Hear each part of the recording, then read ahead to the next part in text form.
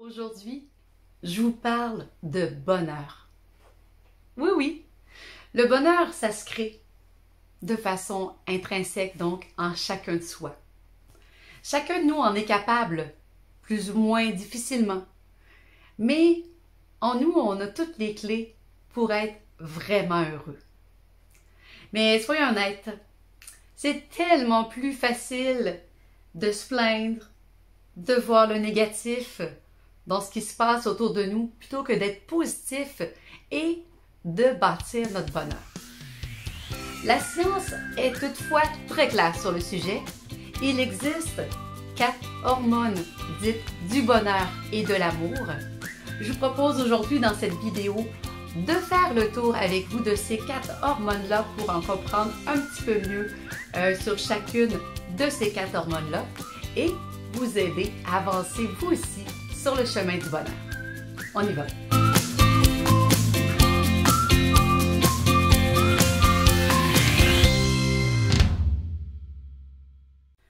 Alors, à quelle dose on s'administre le bonheur? Je fais une blague en fait parce que dose, c'est l'acronyme pour se rappeler du nom des 4 hormones du bonheur et de l'amour. Donc, D pour dopamine, O pour oxytocine, S pour sérotonine et E pour endorphine. Donc, cette grande dose de bonheur, je nous la souhaite à tous évidemment. On prend le temps aujourd'hui de regarder ces 4 hormones et d'où elles partent et surtout des façons alternatives de faire des nouvelles connexions pour les produire au quotidien. Si ce n'est pas déjà fait, juste avant, je vous invite bien sûr à vous abonner au bas de la vidéo. Et vous avez aussi dans la description le lien vers mon site web où vous avez vraiment l'explication vraiment complète sur tout ce que je vous parle aujourd'hui. Donc, on va commencer par se dire aussi que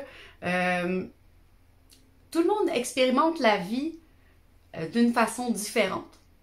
On a tous des expériences, des sensations, des sentiments différents, mais au niveau moléculaire, la production de ces hormones est bien sûr la même. Donc, c'est des conseils vraiment d'ordre général. Ça n'engage que moi, c'est à titre éducatif ou à but de divertissement. Ça remplace en rien l'avis d'un professionnel qualifié, évidemment. On se rappelle aussi, avant toute chose, que le cerveau, il n'est pas là pour nous rendre heureux, mais pour nous garder en vie. Ne comptez pas sur votre cerveau pour vous rendre heureux ou de bonne humeur, c'est pas son rôle. Lui, ce qu'il veut, c'est que vous respiriez, que votre cœur batte et que vous pensiez à vous alimenter de temps en temps aussi. Donc, le but du cerveau, c'est vraiment pas le bonheur. Donc, il faut s'aider un petit peu là-dessus pour parvenir au bonheur. Alors, la première hormone, c'est la dopamine. La dopamine, on dit de cette hormone que c'est celle qui nous pousse à aller chercher un résultat. Donc, je cherche une solution, j'arrive à un résultat, j'essaie de résoudre un problème de maths, j'y arrive, j'ai réussi. Donc, la récompense, l'espoir de la récompense, c'est là l'effet de la dopamine. Donc, c'est vraiment tout simplement facile de produire de la dopamine en se félicitant. Ça peut être aussi simple que de se dire « Yeah! J'ai réussi! » Faire une petite danse de la joie. Adopter la pose de Superman. Vous savez, les mains sur les hanches, le buste droit et la tête levée. C'est des marqueurs physiques qui indiquent à notre corps de produire de la dopamine et cela nous met de bonne humeur. Et encore plus simple, ça ne vous tente pas de faire Superman, vous devriez l'essayer par contre au passage, c'est très efficace, c'est de découper vos objectifs, vos tâches, vos grands rêves en petites tâches et comme ça être capable de se féliciter et de célébrer chacune des étapes de votre projet ou chacune des accomplissements que vous avez faits. Que ça soit au niveau quotidien. Hey, j'ai réussi à faire tout le lavage aujourd'hui. OK, non, ça n'arrivera pas. Mais j'ai réussi à livrer mon projet à temps. j'ai accompli ce que je voulais faire aujourd'hui, donc d'être planifié, structuré, puis d'être en mesure de ne pas attendre à la toute fin pour se dire « Hey, on va s'offrir une bouteille de champagne, manger du caviar, ça va être... » Non. Votre cerveau voit pas la fin. Lui, ce qu'il voit, c'est à court terme, il va aller chercher une récompense. Donc, vous savez, la carotte. Donc, il faut se donner des carottes et des raisons de célébrer, d'être content de soi-même. Il y en a tous les jours. La deuxième hormone, c'est l'oxytocine. Ça, c'est l'hormone qui est ressentie quand on a un sentiment positif envers une autre personne. Elle est toujours là dans les moments clés de notre vie. Par exemple, vraiment la plus importante, la naissance. Et puis, les relations amoureuses. Donc, tout ce qui est relations interpersonnelles avec des proches pour lesquels on a des sentiments forts et qui nous font sentir bien, c'est exactement le rôle de l'oxytocine. Donc, on est fait pour vivre en groupe comme humain. Malheureusement, c'est pas tout le monde qui est à l'aise, qui est capable, dû à des blessures dans le passé, dû à des barrières mentales ou physiques aussi parfois, que ça fait que les relations personnelles, c'est difficile et puis qu'on n'arrive pas à créer nécessairement des relations satisfaisantes ou faire confiance, s'engager. Donc, heureusement, il existe des moyens de substitution et des moyens de réparation aussi pour essayer de revenir dans un esprit le plus humain possible, donc en groupe, vraiment en partage avec d'autres humains, parce que nous sommes des êtres sociaux avant tout. Pour ce qui est des relations personnelles, interpersonnelles, quand c'est difficile, le meilleur conseil que je peux vous donner, c'est d'y aller à petits pas. Donc, tranquillement, pas vite. Et puis, c'est de se dire à soi-même, lorsque je suis bien avec, ça peut être avec un animal, une personne réelle ou virtuelle, c'est de se dire que c'est grâce à moi aussi, ce bien-être-là. Je suis à l'origine de ce bien-être. Donc, ça peut être aussi simple que de flatter son chat, de se sentir bien et de se dire « Hey, c'est aussi grâce à moi ce bien-être qui arrive présentement. » Donc ça, c'est vraiment la première étape, c'est de reconnaître qu'on a du bon en nous et qu'on peut le partager. Peu à peu, on peut vraiment aller un petit peu plus loin et on bénéficie du plaisir des relations sociales en étant digne de confiance, sans devenir le larbin de quelqu'un quand même ou le sauveteur du monde. C'est vraiment pas l'idée de devenir le sauveteur des âmes perdues, mais de prendre plaisir aux liens de confiance qui s'établissent peu à peu et d'être fier justement de cette confiance qu'on nous accorde. Et finalement, l'oxytocine est beaucoup créée par le toucher. Donc, comment le toucher peut se faire de façon assez simple, c'est par les massages. Que ce soit par un professionnel qui nous masse, que je masse quelqu'un d'autre, que mon conjoint ou un ami me masse, donc que ce soit avec une autre personne en partage, ou également il existe plein de techniques pour faire de l'automassage. Et puis là, je vous laisse regarder la tonne de tutoriels qu'il y a sur YouTube notamment. Donc le massage, le toucher, c'est vraiment un excellent moyen de libérer de l'oxytocine et de se sentir bien, évidemment. La troisième hormone du bonheur, c'est la sérotonine. La sérotonine, elle, est directement liée au sentiment de sécurité et de hiérarchie sociale. Donc, c'est ce qui nous fait rechercher le respect des autres et d'être un peu le chef de meute. Bien sûr, socialement, c'est un petit peu plus difficile ou moins accepté socialement de nos jours de vouloir être vraiment le chef de meute.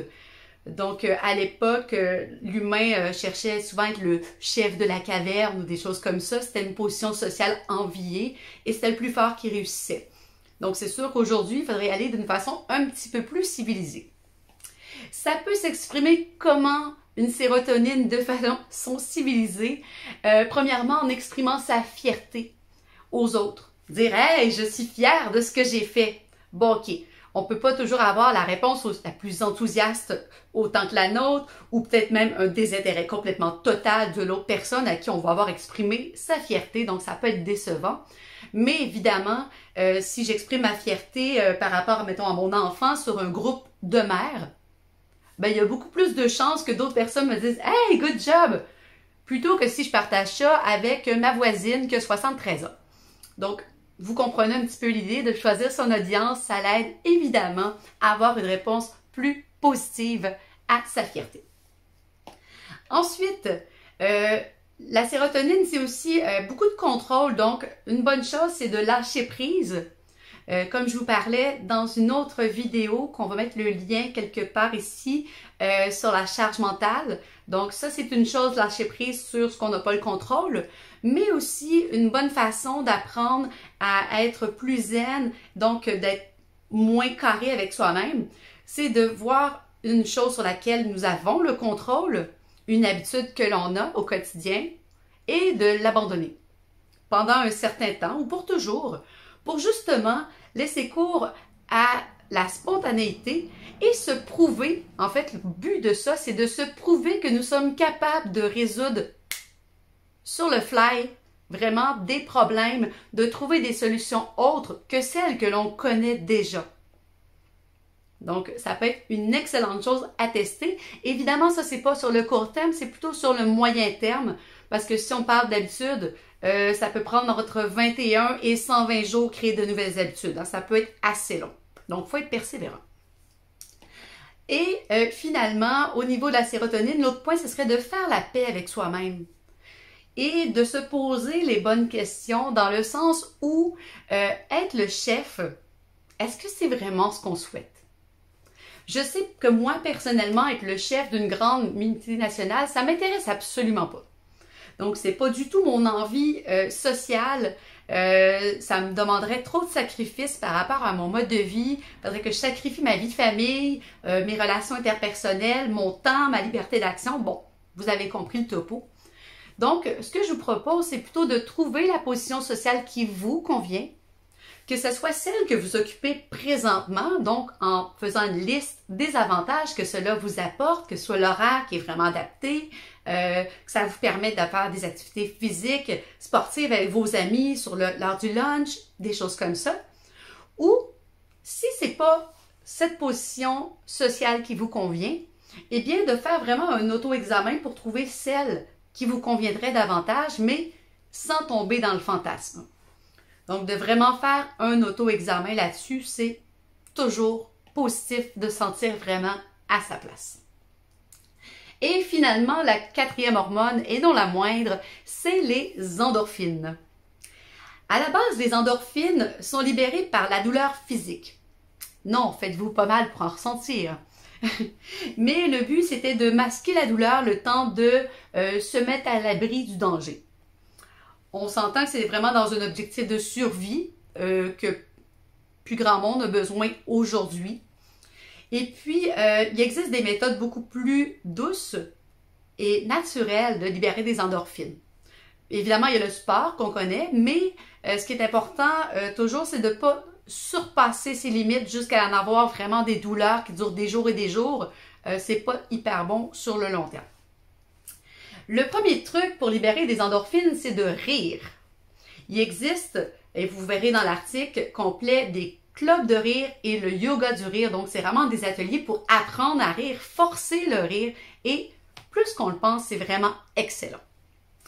Et l'action opposée, pleurer. Eh bien oui, on le sait, c'est souvent mal vu pour un adulte de pleurer. On a tendance à ravaler nos larmes. Et pourtant, pleurer libère des endorphines, et simplement à cause de l'effort physique que ça prend pour pleurer, mais aussi, forcément, si on se libère émotionnellement, après ça, on est beaucoup plus disponible à ce qui peut se passer. Et le dernier point pour la libération des endorphines, c'est de s'étirer. Oh, comme un chat. Donc, que ce soit en douceur, évidemment, vous pouvez faire ça à peu près n'importe quand. Vous voyez, je viens de le faire pendant une vidéo. C'est vraiment pas compliqué. Alors, voilà les 4 hormones du bonheur. C'est sûr que c'était assez rapide, je voulais pas vous faire un cours magistral. Si par contre vous aimeriez que je parle davantage de chacune des 4 hormones, dites-le moi en commentaire, ça va me faire plaisir de créer une vidéo pour chacune des hormones. On a tous un but, un objectif, mais il faut se rappeler que le bonheur, au travers de ça, c'est pas que des hormones, du plaisir, de l'argent, mais c'est aussi le chemin. Et chacun a en lui toutes les clés pour être heureux d'une façon certaine. Il y a également le négatif. À tout positif, il y a un négatif comme le yin et le yang. Je vous ai pas parlé des hormones de détresse, dont la plus connue est le cortisol. C'était pas le but de la vidéo, mais sachez qu'évidemment, il y a toujours un équilibre qui se crée. D'accepter les 2 côtés de la médaille, ça fait aussi partie de la vie, autant sur le plan physique que mental. Mais moi, pour ma part aujourd'hui, je vous souhaite tout le bonheur du monde, évidemment, et je vous dis à très bientôt dans une prochaine vidéo. Bye!